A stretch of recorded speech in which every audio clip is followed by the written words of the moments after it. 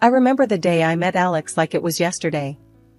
I was at this little dive cafe, minding my own business, sipping on the cheapest coffee they had, trying to make sense of my scattered thoughts and plans. That's when he walked in, like a scene straight out of a movie, except there were no dramatic lights or music, just the sound of the bell above the door and the smell of stale coffee mixed with his aftershave. "Is this seat taken?" he asked, pointing to the chair across from me with a smile that could knock you off your feet. "Looks free to me," I replied, trying to sound cool and not at all flustered by his sudden appearance. We started talking, and damn, it was like we were cut from the same cloth. He was into all the junk I was, from binge-watching the same trashy series to arguing about the best pizza topping. It's pineapple, fight me.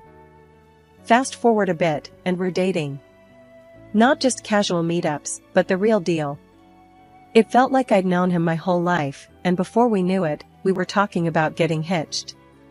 That's when the drama started. His parents, let me tell you, were something else. The first time I met them, it was like walking into a lion's den wearing a meat dress. They had this way of smiling while sizing you up, like they were deciding whether you were worth their time or not. "So, you're the girl Alex can't stop yapping about," his mom said, her voice dripping with something that was definitely not warmth. "Guilty as charged," I shot back, trying not to let her see she got to me. They laid down the law pretty quick, telling us we needed to sign a prenup. Now, I ain't no gold digger, and I sure as hell don't need anyone's money, but that rubbed me the wrong way. "I'll sign your prenup," I told them. "But I've got one condition. If one of us cheats, the cheater pays up 100 grand. Alex looked like I'd slapped him with a fish. "Babe, I'd never cheat on you," he said, all wide-eyed and serious. Yeah, well, my ex said the same thing before I caught him with his pants down, literally. "So, it's this or nothing." He agreed, and his parents did too, though they looked like they'd swallowed lemons. We thought that was the end of it, but boy, were we wrong. One evening, we were cuddled up on the couch, a tradition we had started since moving in together. We had this old, rickety couch that we swore we'd replace, but never did because, somehow, it had become our spot. The TV was on, but we weren't watching. We were too busy making plans for a trip to Italy we knew we couldn't afford, but were determined to make happen. "Alex, think about it. The food, the wine, the art. We have to go," I said, my eyes sparkling with excitement. Alex laughed, wrapping his arm tighter around me. "Emily, babe, you had me at food. But let's face it, our bank account is more camping in the backyard than romantic getaway to Venice." I playfully nudged him. "So, we'll save. We'll cut back on. I don't know, things we don't need, like your video games." He feigned horror. "Not the video games. Take my shirts, my shoes, even my beloved coffee maker, but leave the games alone." We laughed, but that was us, always dreaming big but grounded in the reality of our modest lives. We didn't care, we were happy. The happiness wasn't just in the big moments, it was in the little things, too. Like how Alex would make breakfast on Saturdays. He couldn't cook to save his life, but he'd somehow mastered the art of scrambled eggs and toast, which he'd serve with a side of his terrible coffee. I loved those mornings. "Hey, I'm thinking scrambled eggs today, what do you think?" he'd ask, already heading to the kitchen. "Only if you promise not to burn the toast this time," I'd call out, followed by, "And I'm making the coffee." One day, the topic we had been avoiding came up.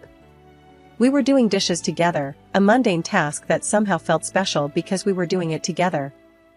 "Emily, we need to talk about, starting a family," Alex said, breaking the comfortable silence. I paused, a plate in hand. "I know. It's scary, isn't it? What if we can't?" Alex turned to me, drying his hands on a towel. "Then we'll deal with it, together. But we won't know until we try, right? I mean, how hard can it be?" I laughed, a mix of nerves and love. Famous last words, babe. But that's how it was with us. No matter what we were facing, we faced it together. Even when his mom started dropping not-so-subtle hints about grandchildren every chance she got, we took it in stride. "Emily, darling, when are you going to give me some grandbabies? You're not getting any younger, you know," she'd say, her voice sweet but the message anything but.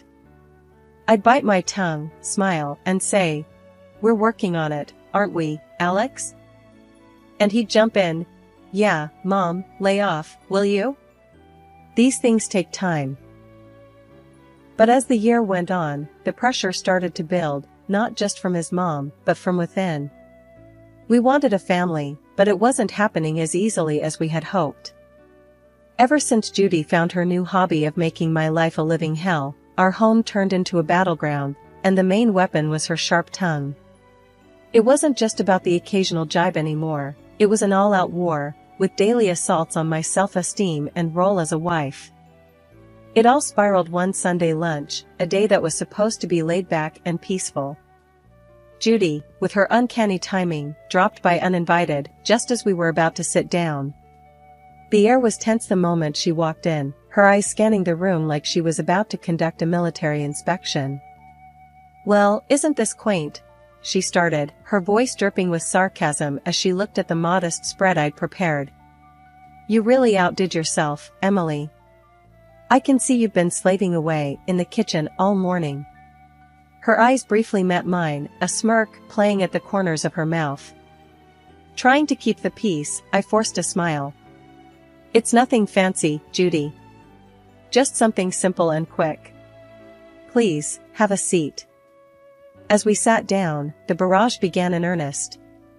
"You know, Emily," Judy said, loading her voice with condescension, "I was talking to Mrs. Henderson the other day, and she mentioned how her grandson was just born. It got me thinking, when are you and Alex going to give me some good news? It's not like you're getting any younger." I felt my cheeks burn, a mix of embarrassment and anger. I glanced at Alex, hoping for some support, but he was suddenly very interested in his plate.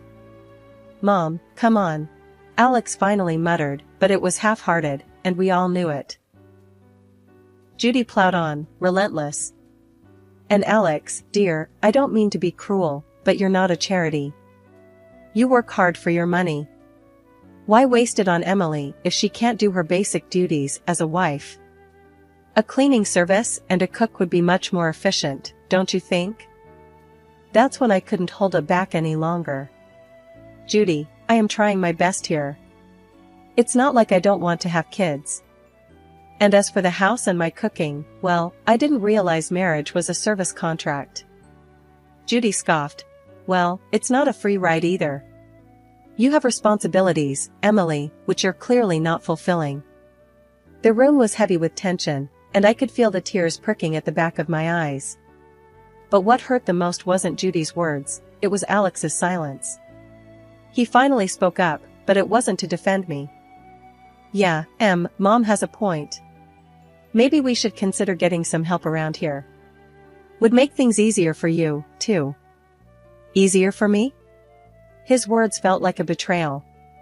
It was clear I was on my own in this. Over the next few days, Judy's visits became more frequent, and with each visit, her criticism grew sharper. She'd inspect the house, pointing out every speck of dust or a pillow out of place. "You call this clean?" she'd scoff.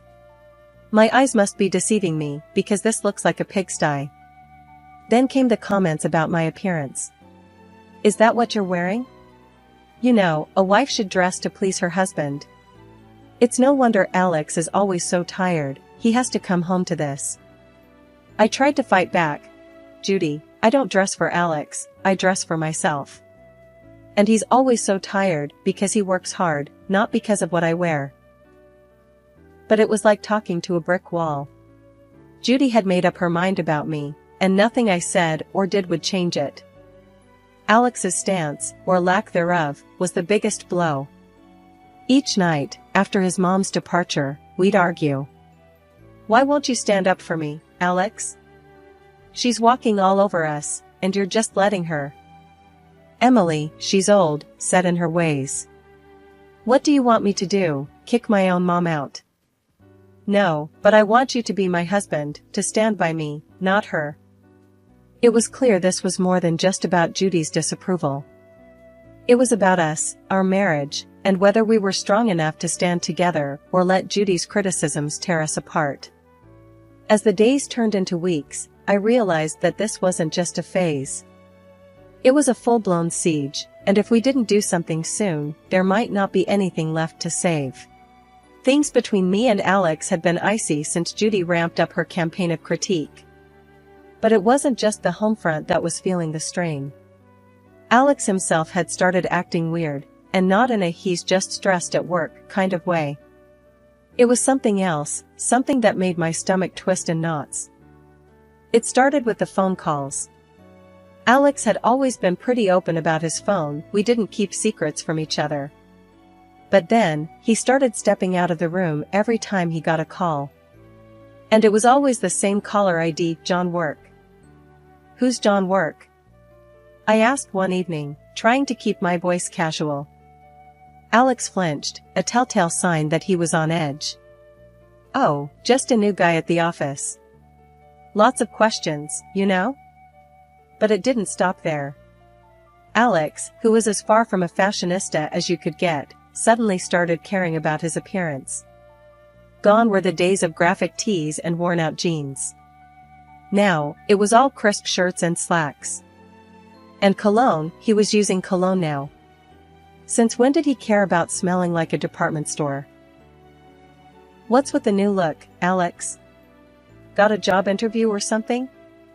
I joked one morning, watching him comb his hair in a way I'd never seen before. He just smirked, a little too quickly. Just felt like changing things up. No harm in that, right? And the late nights at work, they were becoming a regular thing. Another long one, babe? I'd text, trying not to sound too needy. Sorry, Em. This project is killing me. Won't be late, I promise. He'd text back, but the clock would tick well past midnight before I heard his keys in the door. I tried to shake the feeling that something was off, but it clung to me like a shadow. That's when I decided to hire a private detective.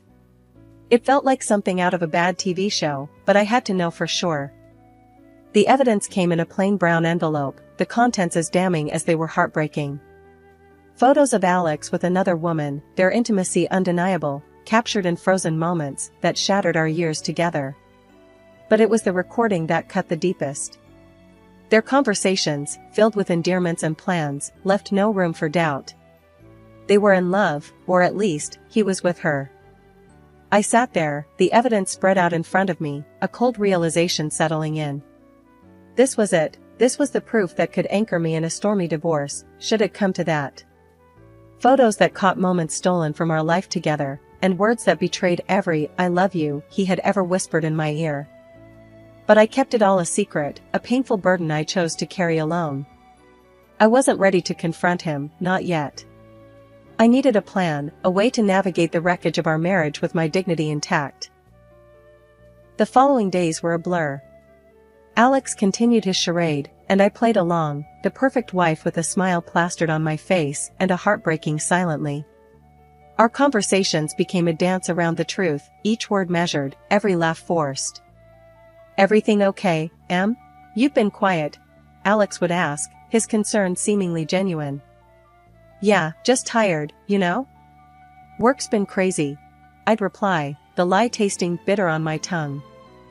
It was just another mundane day, or so I thought, until I stumbled upon a conversation that would change everything. There I was, passing by the slightly ajar door to Alex's office, when their voices caught my attention. It was Alex and his mother, Judy, and they weren't just chit-chatting. The tone was serious, heavy with intent. I'm telling you, Mom, I can't do this anymore. It's not just about the kids, I've lost all feeling for Emily. It's like we're roommates, not husband and wife. Alex's voice, strained and tired, floated through the gap.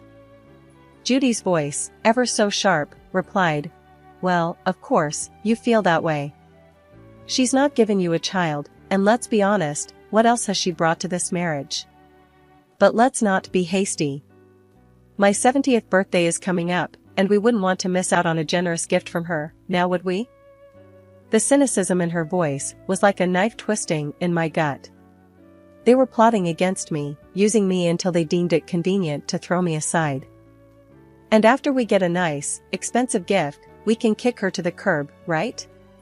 Alex said, his voice cold and calculating. Exactly, dear. Just bide your time a little longer, Judy confirmed, her voice dripping with malice.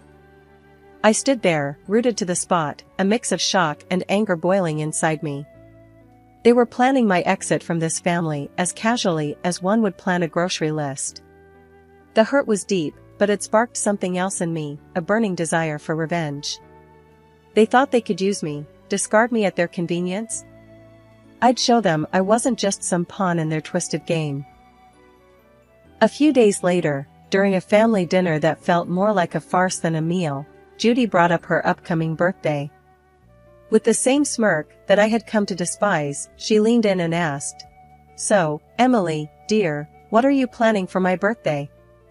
Something special, I hope." I met her gaze, my face a mask of calm. "Actually, Judy, I was thinking of throwing you a dinner at the city's most luxurious restaurant. A night you won't forget." Her eyes lit up with greed, and she exchanged a quick, satisfied look with Alex. They thought they had me cornered, but little did they know, I was already 2 steps ahead. "Oh, Emily, that sounds delightful. Just close family, you know. Keep it intimate," Judy said, her voice oozing fake sweetness. "Of course, Judy. It'll be our pleasure," I replied, the words tasting like ash in my mouth. The weeks leading up to Judy's 70th birthday felt like a slow march towards D-Day. Every smirk from her, every indifferent shrug from Alex, fueled my resolve. The plan was simple yet bold, just like the movies: host a lavish dinner at the city's most luxurious restaurant under the guise of a loving gesture, then drop the bombshell. But, like any good plot, the devil was in the details. The night before the party, the tension at home was palpable. Alex, oblivious to the storm brewing, was casually lounging on the couch, scrolling through his phone. "Everything set for tomorrow?" he asked, not looking up. "Oh, you could say that," I replied, my tone light, belying the turmoil inside. The day arrived, and as guests started to fill the opulent dining room reserved for Judy's celebration, the air was thick with anticipation. My heart raced, not from nerves, but from the adrenaline of what was about to unfold. Judy, ever the queen bee, basked in the attention, lavishing in the luxury of her surroundings. "Oh, Emily, you've outdone yourself. This place is exquisite," she exclaimed, her voice loud enough for nearby tables to hear. As we all settled in, the meal proceeded with the kind of forced merriment that comes with such family gatherings. Laughs were shared, stories exchanged, and then, as the dessert plates were cleared away, the waiter approached with the final act of the evening, the bill. He leaned in, discreetly informing us the dinner cost was $3,000. Without missing a beat, I handed over my card, the gesture unnoticed by most.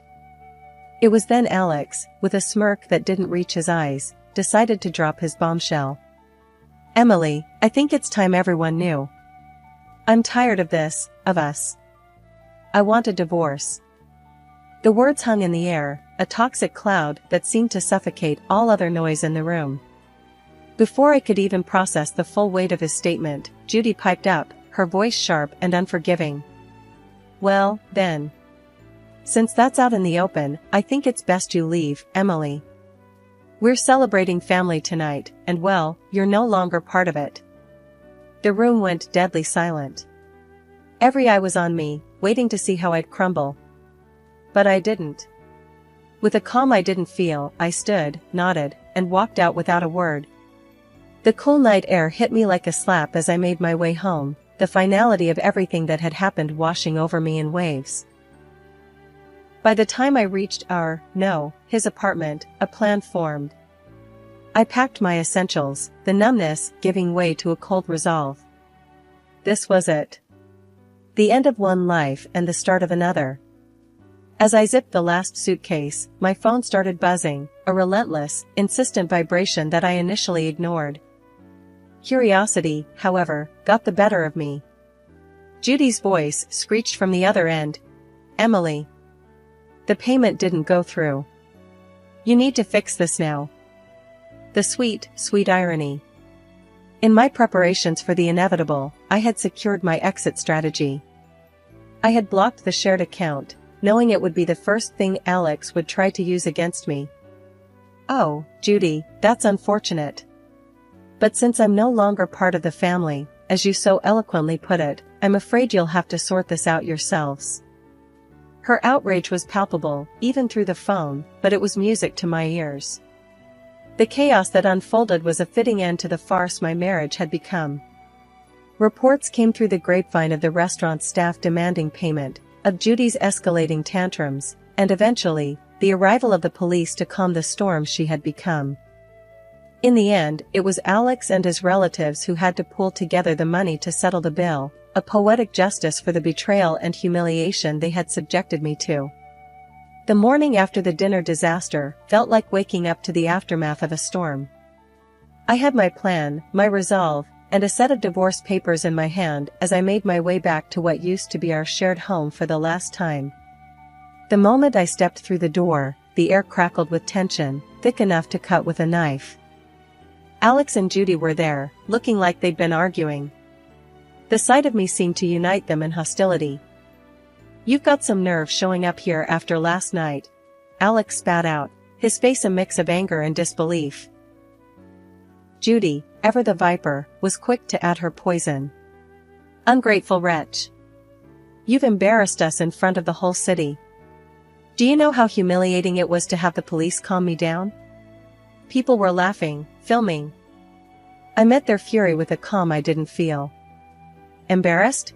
You think that's your biggest problem right now?" I tossed the divorce papers on the table, the photos of Alex's infidelity on top. "You should be more concerned with this." The color drained from Alex's face as he picked up the photos, his mother peering over his shoulder. Their outrage turned to shock, then to panic as they realized the extent of what I had. "And let's not forget the prenup, shall we?" I continued, my voice steady. "You cheat, you pay. $100,000, to be exact." Judy's face twisted into a snarl. "You wouldn't dare. You can't do this to us." "Oh, but I can. And I will." My tone was cold, final. Alex, the reality of the situation finally dawning on him, switched tactics. Please. Let's talk about this. We can fix it." I couldn't help but laugh, bitter and hard. "Fix it? You think you can just undo everything with a few words?" "No, Alex. It's done." Judy, ever the manipulator, tried a softer approach, her voice dripping with faux concern. "Emily, darling, think about what you're doing. This will ruin us." "That ship has sailed, Judy. You should have thought about that before." The begging turned to pleading, their words a desperate scramble to salvage what they could. But my mind was made up. I was done being the victim, done with their lies and manipulations. In the end, Alex had no choice but to borrow the money from his parents to pay me. As I left that house for the last time, check in hand, I felt a weight lift off my shoulders. After everything went down, I used the payout from Alex to put a down payment on a small, but cozy place of my own. It's funny, you know, how much peace you can find in the walls of a place that's just yours, where every nook feels like a sanctuary from the chaos of the past. Life's quieter now, and I like it that way.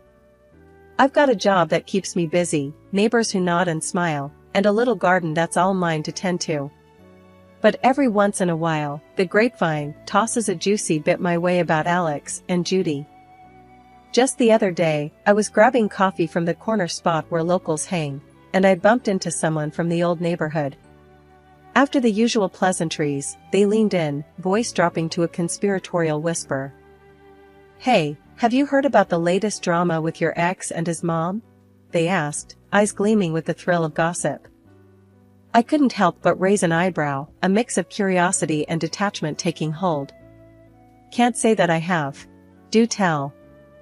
Well, they started, clearly savoring the moment. It seems Judy's not too pleased with Alex's new girlfriend. Word is, they'd been at it like cats and dogs. Makes your situation look like a walk in the park. The conversation moved on, but as I walked away, coffee in hand, I couldn't shake the feeling of utter relief. There was a time when news like that would have sent me spiraling, but now? Now it was just another piece of someone else's story. These days, my biggest concern is whether my tomatoes will ripen before the squirrels get to them or if I'll ever get the hang of yoga without looking like a newborn deer on ice. Life's simpler, quieter, and infinitely sweeter on this side of chaos.